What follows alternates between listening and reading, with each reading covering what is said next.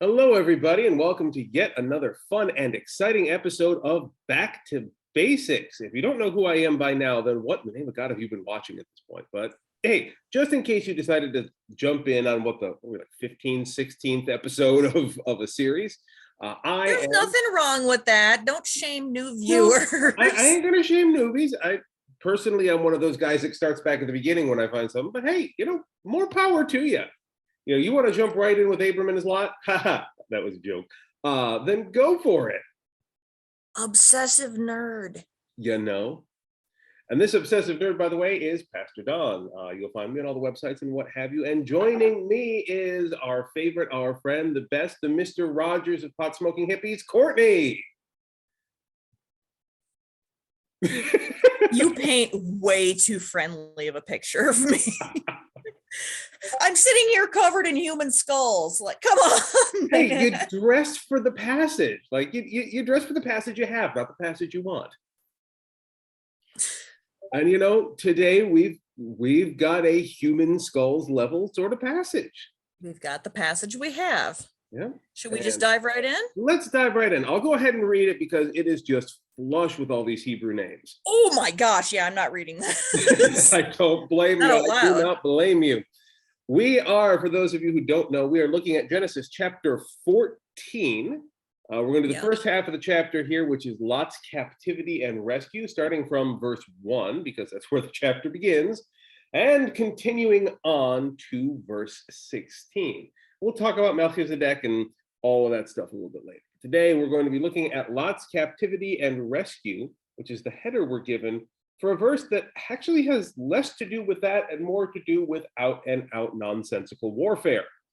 So, without any further ado, let's get into one of the Bible's biggest early days action scenes. Genesis chapter 14. In the days of King Amraphel of Shinar, King Arioch of Elasar, King Herodom, that one I actually get in trouble with, King Chedorlaomer of Elam, God, that's tough, and King Tidal of Goim, these kings made war with King Bera of Sodom, King Birsha of Gomorrah, King Shinab of Admah, King Shemeber of Zeboim, and the king of Bela, that is Zoar. All these joined forces in the valley of Siddim, that is the Dead Sea. 12 years they had served Chedorlaomer, but in the 13th year they rebelled. In the 14th year, Chedorlaomer and the kings who were with him came and subdued the Rephaim in Astaroth Karanim, the Zuzim in Ham, and the Emim in Shaveh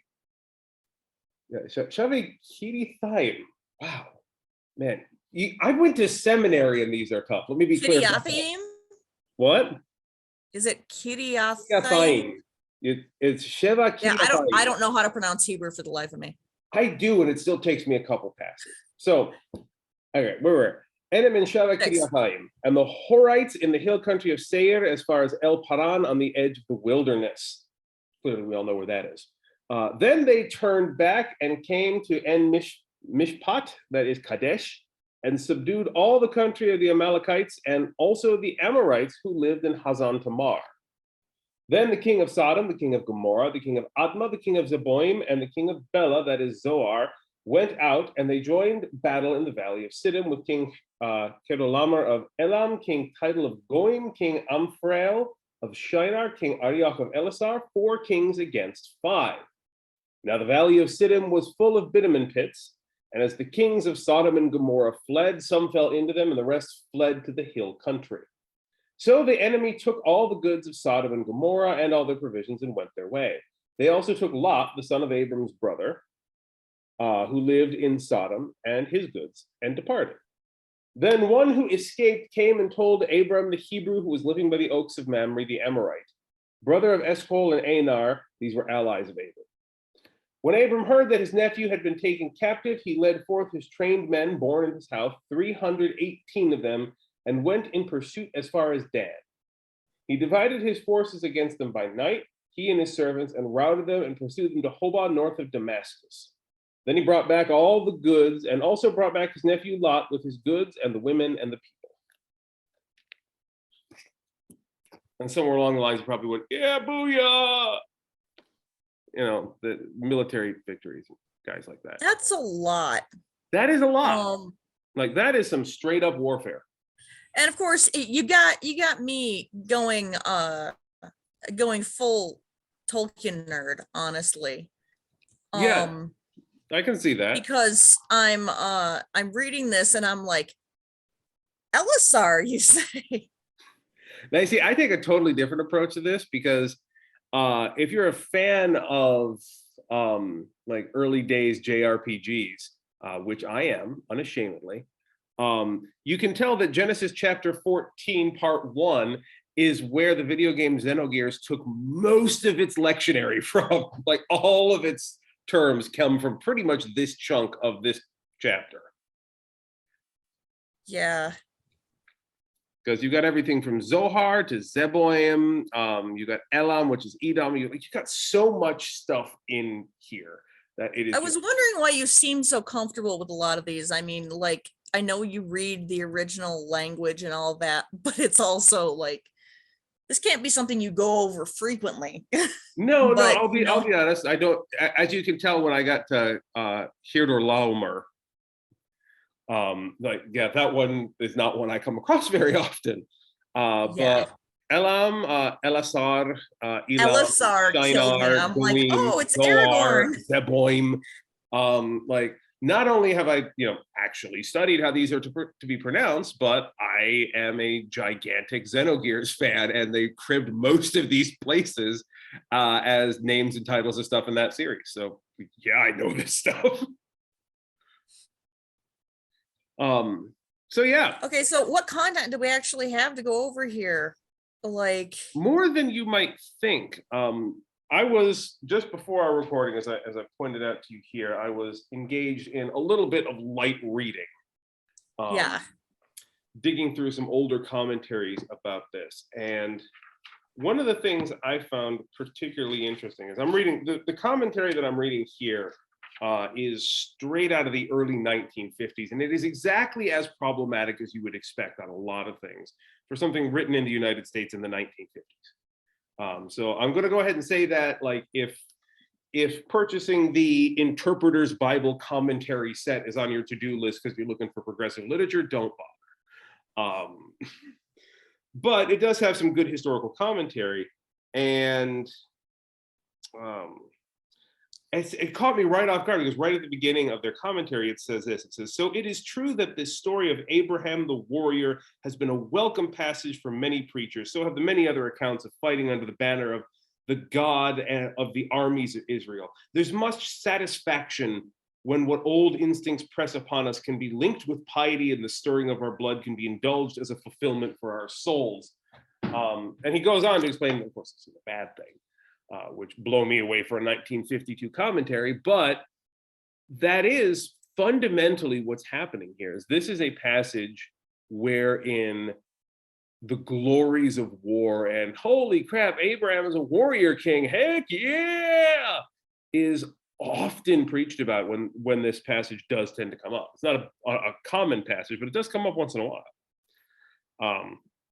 But is that the point of this passage? Are they giving glorification to the process of war here, to Abraham's act of war? To say nothing about the much larger talk about all the kings and their war. Are we actually glorifying it? Or is there something else going on? I mean, I have a feeling you know a bit more of the answer than this, but if I could hazard a guess based on the stuff that we've been talking about lately, I'm going to go with yeah. My guess is this is a matter, and I'll get corrected if I'm wrong here. But like, it very much sounds like with so many other things, it's like, why is the Bible talking about this? Well, because it was something that people, cared about and wanted there to be talk in the Bible about, because it was an important thing in their lives, and their religion is an important thing. It makes sense. It's not even necessarily meant as a criticism, but I think you've hit upon an answer to the question, why was it included in the text? Which is probably because they're like, yeah, of course we want our patriarch to also be a warrior king at times. That's just how we do in the ancient BCE Hebrew communities. But the other question is, why is it in here? And is this what it actually means in terms of from God to us? Setting aside the human aspect for a while, in terms of what God is telling us through the text, is God actually saying the same thing through the story? Is that what's meant from here? And I would say that the answer to that is no. The first points I would raise here is that God is not mentioned in this passage at all. Let me go ahead and repeat that in case anybody wasn't listening. There is no mention of the Almighty anywhere in this first chunk of chapter 14.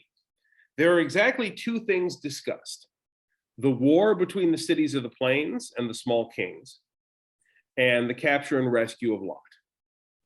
They're all done through a human eye, in human ways, and with human motivations. There is no mention of divine command, endorsement, or encouragement.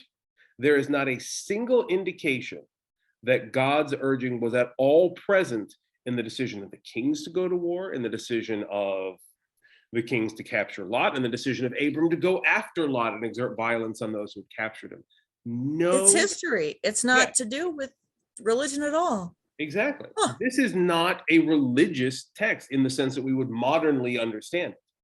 This is meant to establish characteristics for Abraham and to establish historical background for the kings and the line of the Hebrews, which, fun fact, and this is not something we can derive a lot of meaning out here, in verse 13, the man who had escaped came and reported this to Abram the Hebrew, which is, let's see, Abram ha-Ibri, or ha-Ibri, sorry. Abram ha-Ibri. You gotta flux the Hebrew muscles after getting schooled by this verb. You call me out on that. I'm gonna throw it out there. Yeah, Abram ha-Ibri. Yeah, so Abram that one tongue ties me all the time too. Ha-Ibri. Abram ha-Ibri is literally what we translate now as Abram the Hebrew. But the term ha-Ibri, literally the is ha, and then Ibri is the term itself. Ibri is the term we translate now as Hebrew, but it literally just means the one from beyond. So this is the first. That's super cool. This is the first iteration of the term Hebrew that we get in the Bible. Up until this point, it was the people of Israel, which, well, that comes later. The people of God. So this is where we really start getting the idea of being a Hebrew. Is from Abram ha-Ibri. And that's literally the one who comes from beyond. The other commentary I was looking at here parse this in terms of one who crosses over, as in one who crosses rivers or something like this, which is fitting for Abram the nomad. And this is why oftentimes you'll see God's people in the story described as Israelites after, Israel is the person. But you'll see that more described for them once they've settled down, the Israelites or the Jews. But when they're nomadic, they're more often described as the Hebrews. Because Hebrew has a much more nomadic context to it. So that is, again, this is the origin of the term then? As far as I'm aware, yeah. I mean, I could be wrong. Again, not a Jewish scholar. I'm sure there are Jewish scholars out there watching our videos with great interest who could tell me exactly how I'm wrong about that. But to the best of my knowledge, such as it is, I think this is where the term gets its origin. So that's kind of cool. Like it doesn't tell us much religiously, but this is the origin of Abram as a people. So up until this point, it was just Abram the dude, and Abram the dude who sold his wife into sexual slavery and got a whole bunch of stuff for his trouble. Now it's Abram the Hebrew, the one who crosses over. And the term Hebrew begins to describe his cadre, his group, his people, his organization, if you will. And so that's a small detail, but it does tell us a lot of what's going on here. Another thing worth mentioning too, by the way, this big chunk at the beginning that we keep not talking about, this war between the kings of the cities of the plain. We've got Shinar, Arioch, or we got Shinar, Elisar, Elam, Goim, which are a series of small tribal kings. And then they're getting themselves in a fight with Sodom, Gomorrah, Admah, Zeboim, and Bela, which is Zoar. So we have got kind of a big sort of knockdown drag out. But let me see here. Once you turn back, the directions on this are confusing, but yeah. So you've got this war between a bunch of really big kings from one place and a bunch of really small kings from somewhere else, and the kings that are coming in take a route to get there that doesn't make any sense. They say that the Valley of Siddim is where they fight, meaning that this is before the Dead Sea exists. Because the Valley of Siddim, that is the Dead Sea, they're fighting in the valley. So this is the valley that eventually becomes the Dead Sea, which doesn't make a whole lot of sense in terms of temporal history. So there's a lot about this whole chunk of war that doesn't make historical or geographical sense in the way we would consider a historical text to make sense. That's, sorry, just unexpected, like weird stuff. And like, how do you parse that? Part of it is, and I come back to something that even my New Testament professors back at seminary said, is we have to understand that the purpose of history in the ancient world isn't the same as the purpose of history in the modern world. History in the modern world is to set down an objective retelling of events so that people can go back to them objectively and understand with objectivity what objectively was happening objectively. At least in theory. Yeah, that's the goal of modern history. The goal of ancient history was to establish a narrative that tells the story of how our people came to be. It doesn't have to, the concept of objective truth wasn't even really a thing yet. So we're looking at this with a modern eye, expecting objective truth and getting massively confused by the fact that none of the details line up. Yeah. But what was important here was it was placing Abram and indeed Lot in the context of ongoing conflicts between the soon-to-be late cities of the plain. And all of these guys, whether they're the big guys or little guys, Shinar, Elsar, Elam, Goim, Sodom, Gomorrah, Admah, Zeboim, and Bela Zoar. Those are the cities of the plains. And later on, we'll see the destruction of Sodom and Gomorrah, which are the two we always talk about. Those are the two we always talk about because that's the cities where Lot lived. But all of the cities of the plain were obliterated.